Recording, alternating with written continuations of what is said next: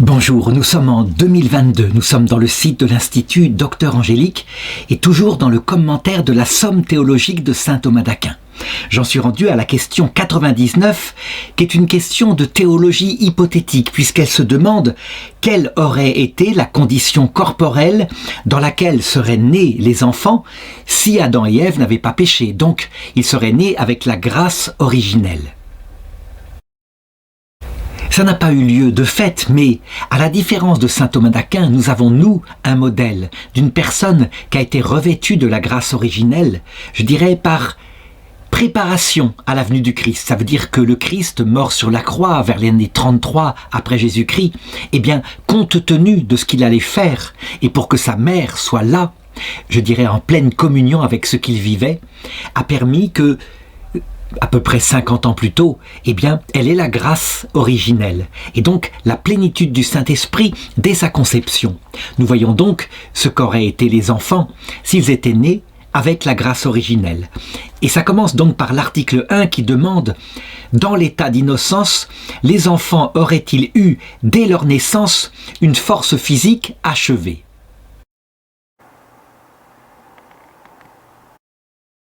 Autrement dit, est-ce qu'ils seraient nés pleinement adultes, corporellement ? Et donc, bien évidemment, le bon sens le manifeste s'il le fallait, mais très simplement. Eh bien, l'exemple, comme argument théologique, c'est la Vierge Marie qui, bien sûr, comme Jésus, sont nés bébés. Et ça ne peut pas être autrement, Un petit enfant est porté par sa mère, et donc voilà. Alors, il faut comprendre que pour de telles questions, je dirais pratiquement, il n'y a pas besoin de la théologie, il y a besoin simplement de connaître la nature humaine. Et parce que l'on sait, la nature humaine a été créée en Adam et Ève, ça c'est de la théologie, eh bien nous pouvons immédiatement en déduire les choses. La réalité, c'est que lorsqu'on connaît, lorsqu'on regarde comment se passe de manière naturelle la génération humaine, et elle se serait passée exactement de la même façon, si Adam et Ève n'avaient pas péché, avec cependant cette différence qu'il n'y aurait pas eu cette convoitise qui quelquefois enflamme l'acte sexuel.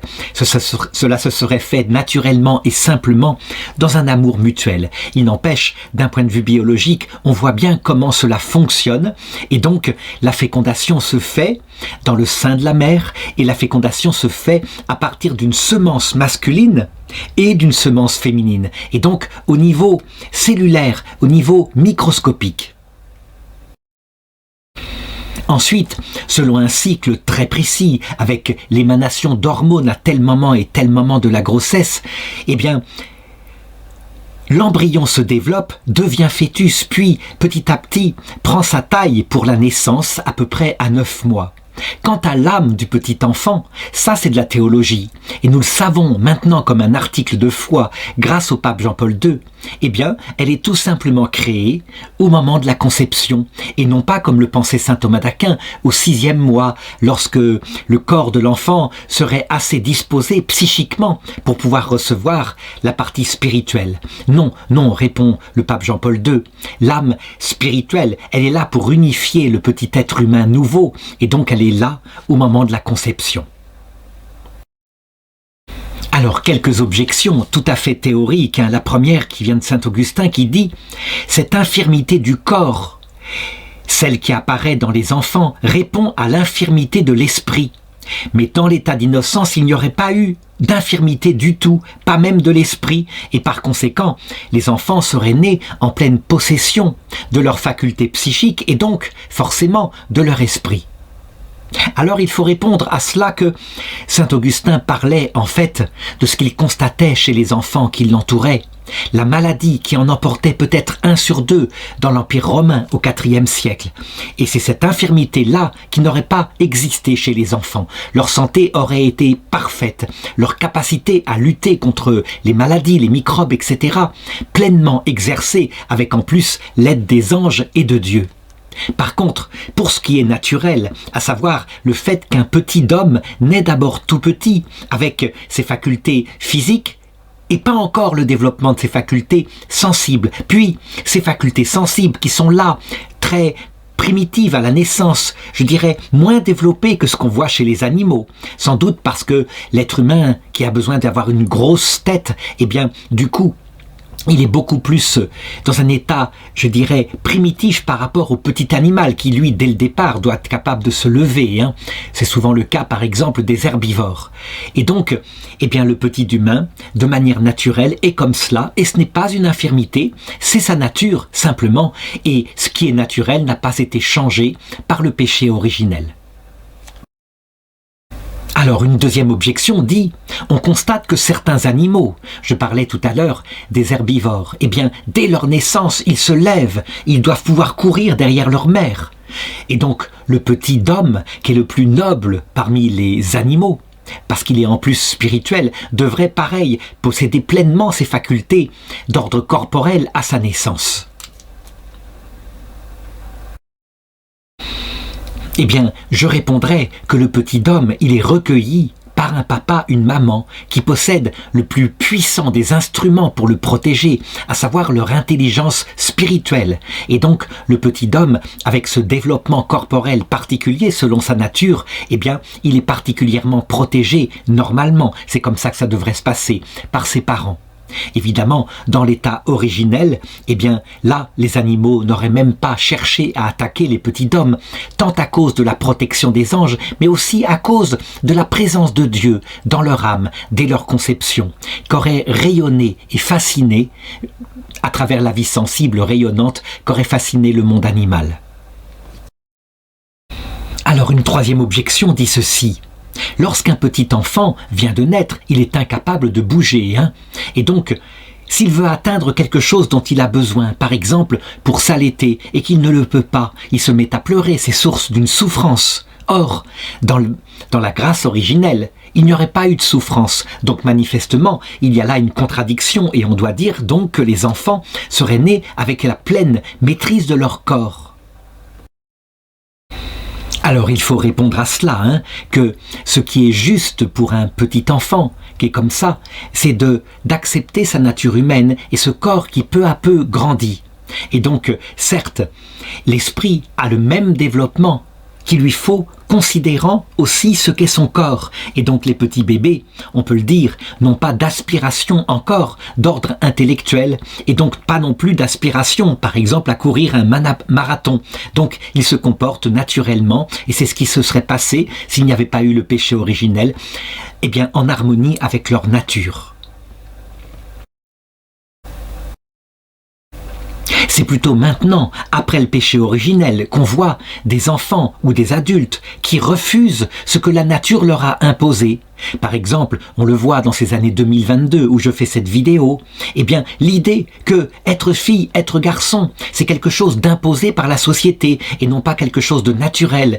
Et donc on voit des adolescents souvent mal dans leur peau qui, évidemment, se font opérer pour changer de sexe avec des adultes complaisants qui suivent.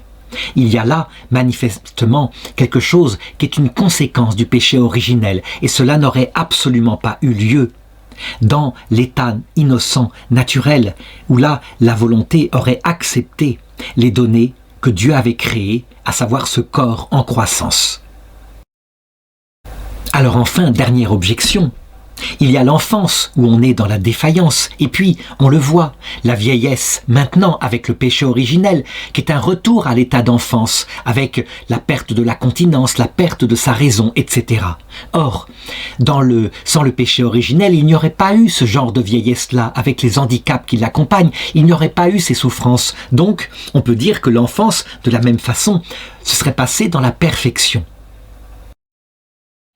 Alors il faut répondre qu'il y a une très grande différence entre ce qui se passe dans la petite enfance, qui est liée à la génération, à l'apparition dans l'être et dans le développement, et ce qui se passe dans la vieillesse actuelle, qui est une corruption. Et la corruption, elle n'aurait pas eu lieu, puisque l'homme et la femme et leurs descendants seraient montés au ciel par assomption avant que se produise cette corruption. Donc on ne doit pas faire un parallèle du tout.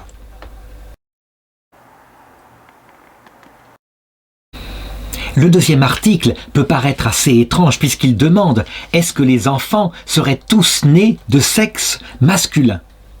Alors, on peut se demander pourquoi saint Thomas se pose cette question. Eh bien, à cause d'une théorie qui lui venait d'Aristote et qu'il n'avait pas assez critiquée, et qui consistait à dire que la femme était un homme raté. Donc, un petit peu comme on le voit, par exemple, chez les tortues de mer, où, selon la température, ce seront des mâles, et selon la température, ce seront des femelles. Mais là, en l'occurrence, la femelle humaine était un homme raté, en ce sens que l'homme était celui qui apportait toute l'action, le côté actif dans la génération, avec son sperme, tandis que la femme, eh bien, elle n'avait pas de semence, et donc elle se contentait d'être un réceptacle passif. Donc, c'était le père qui communiquait la vie à l'enfant. On sait manifestement que ceci est parfaitement faux et que si on disait ça, c'était d'abord par une observation de ce qu'il se passait, compte tenu du péché originel, à savoir les hommes qui dominaient les femmes par la force de leurs muscles, et les femmes devaient se taire, et on considérait que c'était l'ordre naturel. Ce qui est évidemment absurde, ce n'est pas l'ordre naturel, c'est l'ordre, je dirais, de la chair, du mâle et éventuellement de la femelle humaine, de l'animal en nous, qui se laisse ainsi, au lieu d'être dans une relation d'amour réciproque, se laisse ainsi dominer par des relations de domination et de soumission. Deuxièmement, ça venait justement de cette erreur qui consistait à dire que la femme n'a qu'un rôle passif dans la génération. On aurait pu s'en sortir à l'époque d'Aristote, en considérant ce qui se passait dans la vie des animaux proches des humains, ou même des humains, où on voyait très bien que un homme de couleur noire de peau qui se mariait avec une femme blanche, l'enfant n'était pas que noir, mais il avait un peu des deux parents. Malheureusement, on n'est pas arrivé à cette conclusion-là, et au Moyen-Âge, saint Thomas d'Aquin n'a pas critiqué cette pensée d'Aristote.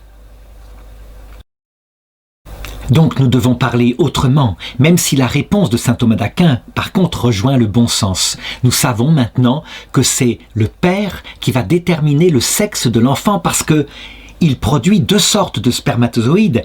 Un spermatozoïde qui porte le chromosome X, qui donnera une petite fille, et un spermatozoïde qui portera le chromosome Y, qui donnera un petit garçon, à nombre égal. Et donc, selon le premier spermatozoïde qui arrive pour féconder l'ovule, qui lui porte obligatoirement le X, puisque le sexe féminin se détermine par deux chromosomes qui ont une forme de X. Eh bien, ce sera un garçon ou une fille, et cela se passe à peu près moitié-moitié. Un peu plus de garçons cependant naissent, mais très peu de plus. Et donc la nature est ainsi faite que Dieu a prévu les choses de telle façon que le hasard, parce que c'est le hasard qui préside à la fécondation, donne à peu près le même nombre de petites filles et de petits garçons.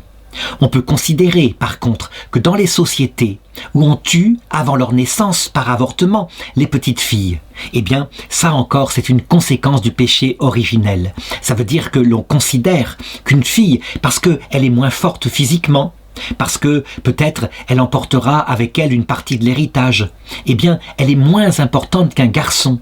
Et donc, on favorise les garçons, ce qui est évidemment un vrai drame, puisqu'en fait, après, ayant beaucoup trop de garçons, beaucoup restent frustrés et célibataires, alors qu'il n'est pas bon que l'homme soit seul. Alors, quelques objections maintenant. D'abord, chez Aristote, livre 2 de la génération des animaux, il dit que la femelle est un mâle avorté. Et dans ce cas-là, si la femelle est un mâle avorté, alors, eh bien, il n'aurait dû naître que des mâles. Ça aurait été beaucoup mieux, puisque l'homme est le plus noble des animaux. Donc, cet argument ne doit absolument pas être gardé. Et par contre, lorsqu'on le contemple d'un point de vue surnaturel, on doit dire que, effectivement, dans les valeurs mondaines, c'est l'efficacité masculine, l'efficacité qui produit du travail, qui produit les raisonnements rationnels, qui est en premier. Mais ce qui est étonnant, c'est que le regard de Dieu voit les choses inversement, au point que Jésus dit « Beaucoup de derniers seront premiers ». La valeur première pour Dieu, c'est la valeur plutôt portée par la féminité, à savoir le primauté mis à la personne humaine, à l'amour familial, à l'humilité aussi, plutôt que de chercher la gloire extérieure. Donc, attention, là encore, quand, par exemple, certaines religions comme l'islam pensent qu'il y aura beaucoup de femmes en enfer et beaucoup d'hommes au paradis, c'est un jugement mondain.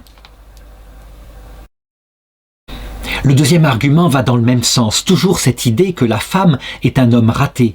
Et donc, ça consiste à dire, eh bien, puisque la nature aurait été parfaite s'il n'y avait pas eu le péché originel, seraient nés uniquement des hommes réussis et donc des mâles. C'est là qu'on voit particulièrement que même si la méthode de saint Thomas d'Aquin, qui unit comme deux affectionnés science et foi, elle est canonisée par l'Église catholique, eh bien nous devons absolument pas le répéter et nous servir de la science dans son meilleur aspect. Il faut le dire, non seulement la femme n'est pas un homme raté, non seulement il y a complémentarité biologique voulue par Dieu, donc celui qui a fait la nature, mais en plus, la femme a dans la génération un rôle double. Non seulement elle fournit 50% du patrimoine génétique de l'enfant, mais en plus elle le porte, ce que ne fait pas l'homme. L'homme, par contre, doit veiller et protéger sa famille. C'est pour ça que sans doute il a reçu un corps 10% plus musclé, plus rapide, plus efficace dans le combat immédiat que la femme. Alors, dernier argument absurde, qui, on le voit, a dû être posé par un étudiant à l'époque de saint Thomas d'Aquin. Il est dit « Adam et Ève devaient vivre éternellement ». Et donc un peu comme le roi et la reine d'une fourmilière, ils auraient dû mettre au monde uniquement des mâles. Et ainsi le monde se serait peuplé par la perfection de la nature humaine. Il n'aurait pas eu besoin de femelles puisque Ève était la mère de tous les vivants, vivant perpétuellement sur terre. Donc évidemment, il ne faut pas comparer la nature humaine avec la nature des fourmis. Les marxistes l'ont parfois fait. Ils ont considéré que la société idéale serait comme cela, une tâche à égalité, au service d'un bien commun, le tout appartenant à la fourmilière humaine. Ça ne marche pas. L'être humain est une personne et donc il convient que l'homme ne soit pas seul et pour cela il faut que chaque homme ait sa promise, sa femme et réciproquement. Voilà pourquoi au commencement ce qui était prévu par Dieu c'était qu'un homme épouserait une femme et certainement pas la polygamie qui est encore une conséquence du péché originel étant donné que certains hommes dominant d'autres par leur richesse pouvaient donc épouser plusieurs femmes. Et les pauvres, quant à eux, eh bien, ils restaient seuls.